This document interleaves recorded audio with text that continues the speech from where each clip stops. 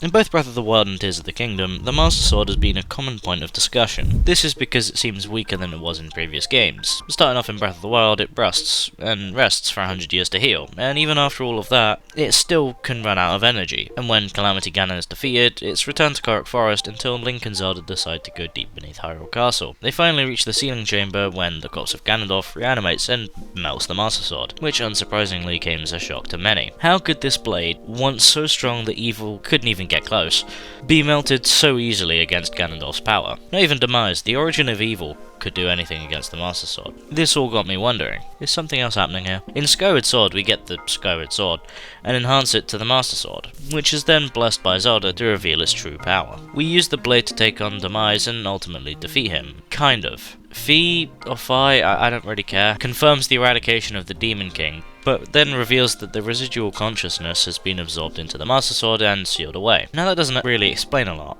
What actually is residual consciousness? Well, actually, it's a medical term that refers to some level of awareness or cognitive function in patients who appear to be in a vegetative state. Now, while Demise isn't a patient, it does give us some insight. Demise has some level of awareness and cognitive function, which has been sealed within the Master Sword.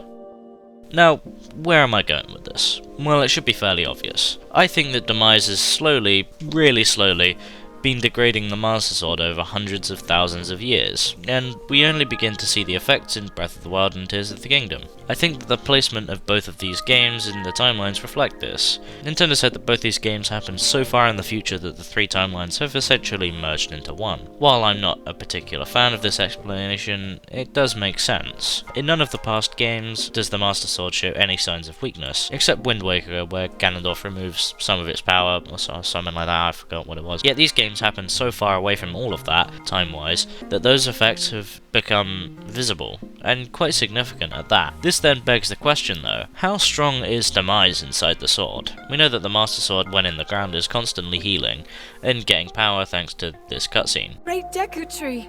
Thank you so much! Ha ha ha! There is no need for thanks. I merely watched over its renewal. It is amazing that a sword can heal itself, no matter how badly damaged it becomes. It can do more than heal.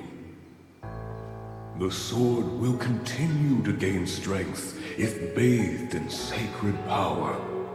The stronger that power, the more powerful the sword becomes. Similar to that of the Sword of Gryffindor. It takes in that which makes it stronger, and yet it still pales in comparison to the decay of Demise. I do think there is a reason for this though. In Zelda, good and evil operate in delicate balance. While good is often spread out across the Triforce, the royal family, the hero's spirit, evil is far more concentrated, only being divided between Demise himself and his incarnation of hatred. Demise's hatred is so focused that it's been winning this tug of war inside the Master Sword. I think this battle inside the Master Sword is why Fi is less voiced in the future games. It does speak to Zelda, but not a lot of that. I think Fi is spending her time trying to contain Demise and doesn't have time to help current heroes. For example, she only seems to communicate in very important moments, like when Link falls in battle and Zelda realizes she needs to return the sword to the forest, or when it signals Link to put the decayed sword into the glowing light and later signals Zelda, leading her to determine what she must do. Some other things that come to mind when you think about this being the dynamic of the Master Sword is what happened when Ganondorf broke the sword.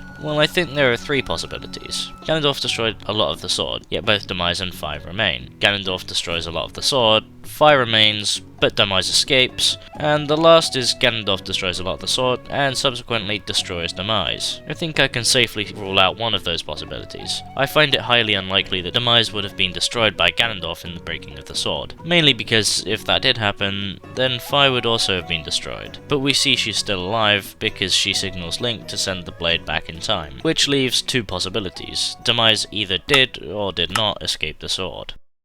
Both of these possibilities at face value seem evenly likely, until you consider it more. The Master Sword has been taking in sacred light for thousands of years, and if we believe everything in this theory so far, Demise has been destroying that healing and more for such a long time that I find it unlikely the Light Dragon would have been able to out-heal it at that point. It could have, but it just doesn't seem like something that would have happened. I suppose you could also make the argument that if the Light Dragon doesn't heal more than the Korok Forest, which I'm implying here, why doesn't Zelda just put it there and leave it there? And I suppose that's true, but there would already be a Master Sword there taking in the power of the forest, so you couldn't have another at the same place, leaving Zelda as the only option. This then leads me to the last possibility. Demise has escaped the sword and now roaming free, but if that's so, why didn't he make an appearance in Tears of the Kingdom?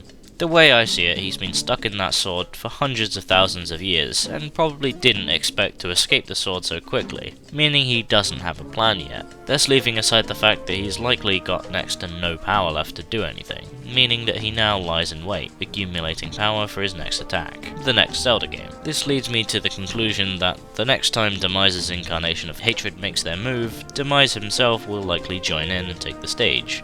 These two would pose the most difficult challenge to Link and Zelda yet, hopefully making the Triforce a key part of the story again. Or maybe we'll have Link and Zelda fight side by side, potentially both as playable characters. Though I think it's safe to say this upcoming Link could be the strongest to date. Stronger than he was in Skyward Sword, and stronger than Tears of the Kingdom Link. This also gives slightly more reason as to why he cursed Link and Zelda. He wanted the battle between good and evil to continue. Not because he wanted those incarnations of hatred to win, but because he wanted to make his return one day and show his overwhelming strength above his incarnations of hatred. Whatever the case, I think this is the weakness the Master Sword has had, and if I'm right about Demise escaping the Master Sword in the next game shouldn't break, I hope. Do you think Demise escaped the sword and is waiting for us in the next game? Let me know in the comments below. And if you enjoyed this theory, please make sure to like and subscribe, since it really helps me out a lot. And check out this other video where I look at the secret stones that are missing from Tears of the Kingdom.